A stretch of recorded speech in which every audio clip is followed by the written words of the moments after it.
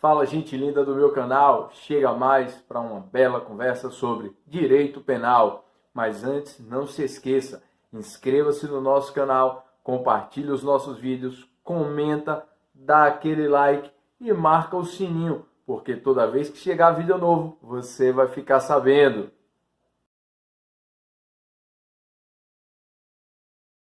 Crime omissivo impróprio ou crime comissivo por omissão. Anota isso, que agora é isso que nós vamos tratar aqui. Acompanha que eu vou virar o slide agora, tá bom, pessoal? Então, vamos lá. Cadê? Deixa eu passar o slide.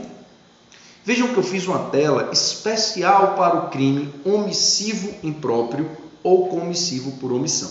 Antes de falar dele especificamente, eu quero trazer para você uma chave de raciocínio que me ajuda muitas vezes na associação, na memorização de algumas coisas quando eu estou estudando, tá bom?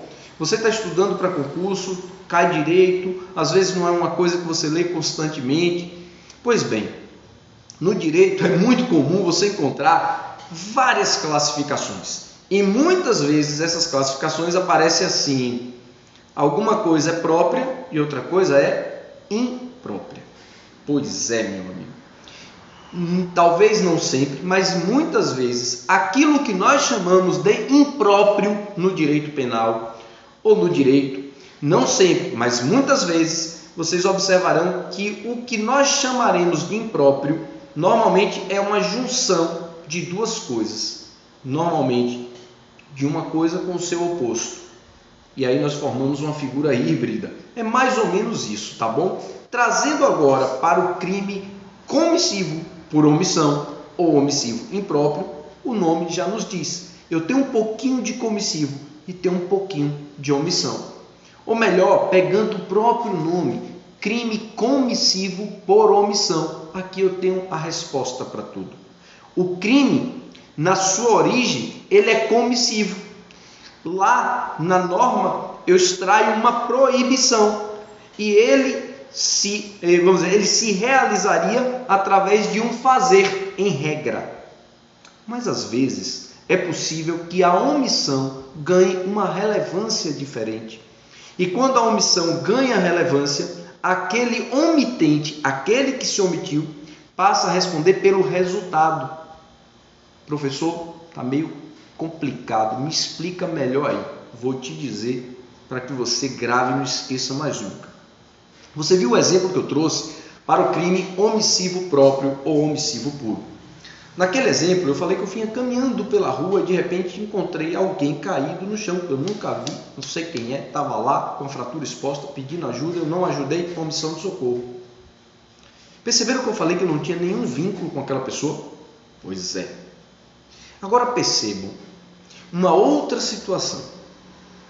Imagine o pai que chega em casa, encontra o seu filho com febre alta e não dá o auxílio, a atenção, o cuidado que é necessário. Ou aquela mãe que vendo o filho precisar de comida e podendo alimentá-lo, seja amamentando, seja alimentando de outra maneira, não o faz.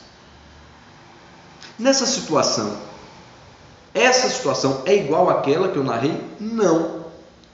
Se a criança vem a óbito, nós diremos que esses pais responderiam por omissão de socorro ou essa omissão dos pais tem uma relevância diferente? Perceberam que a omissão desses pais em relação aos filhos, ela é diferente, ela é mais grave. E sabe por que ela é mais grave? Porque você observa que há um vínculo especial de responsabilidade do agente com a vítima ou com o evento. Quando o agente evidencia que o agente tem essa relação, esse vínculo especial com aquela situação, com aquele quadro que está sendo analisado, a omissão dele deixa de ser uma omissão comum, geral, sai de lá da omissão do socorro e passa a ser enquadrado, ele passa a responder, melhor dizendo, ele passa a ter responsabilidade pelo resultado. Professor, e como é que eu chego a isso? É o juiz que define isso? Não. O critério seguido no Brasil é o critério legal. Nós observaremos que o legislador, anote aí, no artigo 13, parágrafo 2º, está aqui no nosso slide, ó, no artigo 13, parágrafo 2º do Código Penal, o legislador se encarregou de definir as hipóteses em que a omissão é relevante, as hipóteses em que o agente responde pelo resultado do danoso. Não é a mera conduta, agora ele responde pelo resultado produzido. Ele responde por homicídio, responde por lesões corporais. Olha aqui, a omissão é penalmente relevante quando o agente, quando o agente, eu perdi aqui o guia, né? Quando o agente, quando o omitente, vamos entender o omitente, aquele que se omitiu, tá bom? Devia e podia agir, meu amigo e minha amiga. Você vai colocar aí, ó, omissão relevante. Omitente, bota 2 setinhas, uma para cima, outra para baixo, coloca assim, ó, dever e poder. É preciso ter as duas coisas. O agente podia fazer alguma coisa, estava no rol de possibilidades que ele poderia acessar, ele poderia ligar, poderia prestar o auxílio direto, fazendo torniquete, enfim, poderia fazer alguma coisa, imobilizando, enfim, pulando para salvar, podia e também devia. E quando é que há o dever de agir? Aqui o legislador já deixou claro para nós, ó, o dever de agir incumbe a quem? Então, quem tem o dever de agir? Primeira hipótese, está lá no Código Penal, artigo 13, parágrafo 2º. Vamos lá. Tenha por lei obrigação, grava aí, ó, dever legal, tenha por lei obrigação de cuidado, de proteção ou vigilância. Quem é que tem o dever legal? O policial, o bombeiro militar, os pais. Sim, meus amigos, aquele pai que chegou em casa, encontrou o filho com febre alta e deixou que aquilo se agravasse e não fez nada podendo fazê-lo, ele pode responder por homicídio. Aquela mãe que deixou de alimentar o filho, que estava precisando de alimento e ela podia fazê-lo, ela pode responder por homicídio. Vejam com muito cuidado, nós não estamos investigando aqui o elemento subjetivo. Nós não estamos investigando se é doloso ou se é culposo. O que nós estamos observando é como se pode exteriorizar essa conduta e como ela ganha relevância para o direito penal, tá bom? Então, a primeira hipótese do dever de agir é o dever legal, aquele que decorre da lei.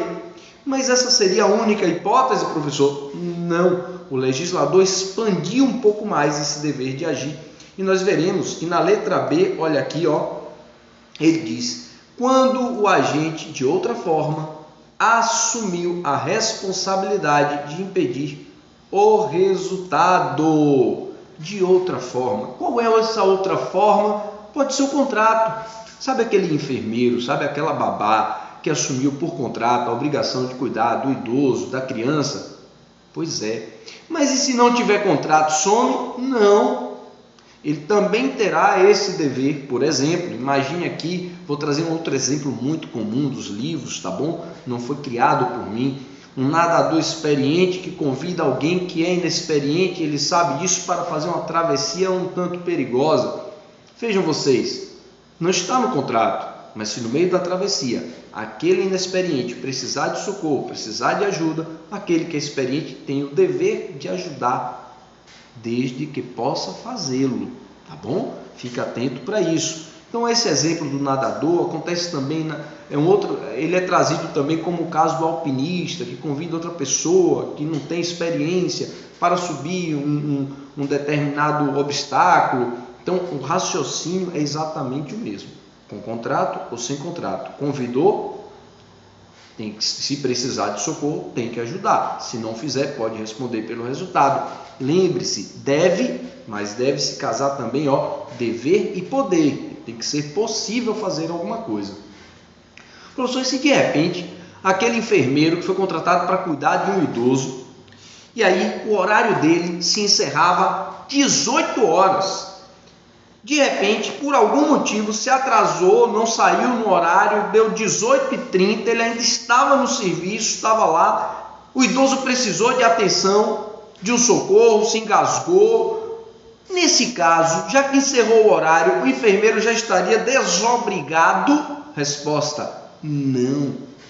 Se ele ainda estiver no serviço, ele continua com a obrigação de prestar o socorro, de prestar o auxílio para salvaguardar aquela situação. E se o enfermeiro, mesmo após o seu horário, estando no ambiente, no recinto, ele deixa de prestar o auxílio, ele pode responder pelo resultado, tá bom? Agora, cuidado com isso. É interessante observar para você que pode ser que, de repente, no outro exemplo, ao invés de se estender, ele se atrase para chegar. Como assim? Pegar um exemplo de concurso. Imagine que um salva-vidas desses contratados, ele, de um clube, chega todo dia, 8 horas da manhã, quando então o zelador costuma abrir, né, a piscina para uso, enfim. Então, o seu Antônio, zelador, abre todos os dias a piscina às 8 horas. E José, que é o salva-vidas, sempre chega também às 8 horas. Em um determinado dia, isso caiu em concurso, não sou eu que estou inventando, está em prova de concurso. E aí, de repente, José, salva-vidas, em um determinado dia, acaba chegando 9 horas da manhã, 1 hora depois do seu horário. Quando ele chega, encontra uma criança já desfalecida, uma criança morta por afogamento, entrou na piscina, morreu afogada. Pergunta do concurso: o salva-vidas, que chegou 1 hora atrasado, responde por alguma coisa? Nessa hipótese, resposta: não. Quando ele chegou, o evento já tinha ocorrido, ele não podia fazer nada, devia se já tivesse assumido o serviço. Então fica atento para isso, tá bom? Porque isso costuma cair em concurso. Nós faremos um vídeo com essa questão para vocês posteriormente, tá bom? E a última hipótese, também expandindo esse dever de agir, nós encontraremos aqui. Olha aqui, vamos lá, cadê? Toda hora eu me perco aqui um pouquinho com esse cursor.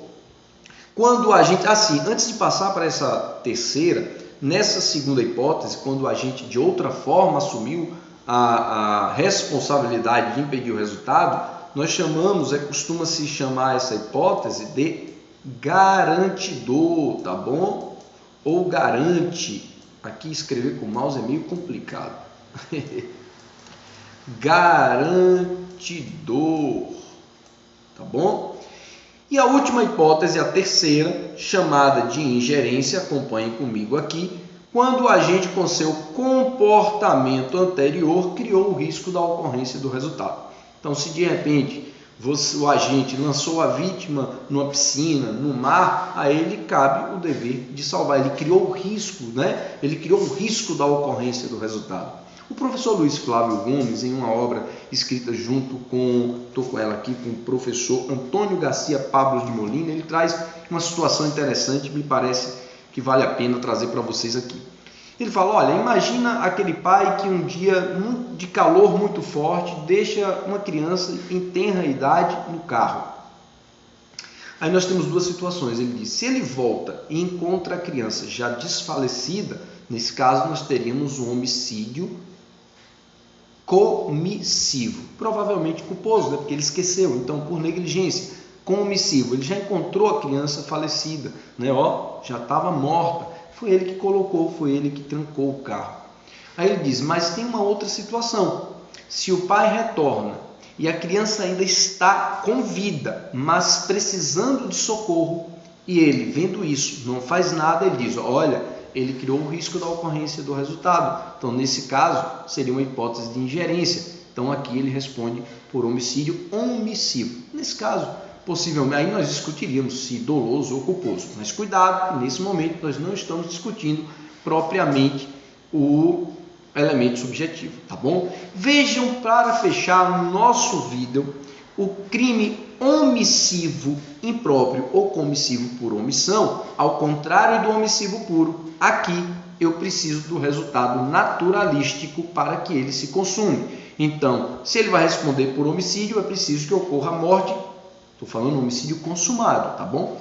Homicídio consumado, é preciso que ocorra a morte. Na lesão, que ocorra realmente a ofensa à integridade física ou à saúde de outro. Então, fique atento, porque Aqui ele responde pelo resultado naturalístico, então o resultado naturalístico ganhou relevo nessa hipótese, tá bom? Forte abraço, meus amigos. E não se esqueça de se inscrever no nosso canal, compartilhar os nossos vídeos, comentar, dar aquele like e marcar o sininho, porque toda vez que chegar vídeo novo, você vai ficar sabendo.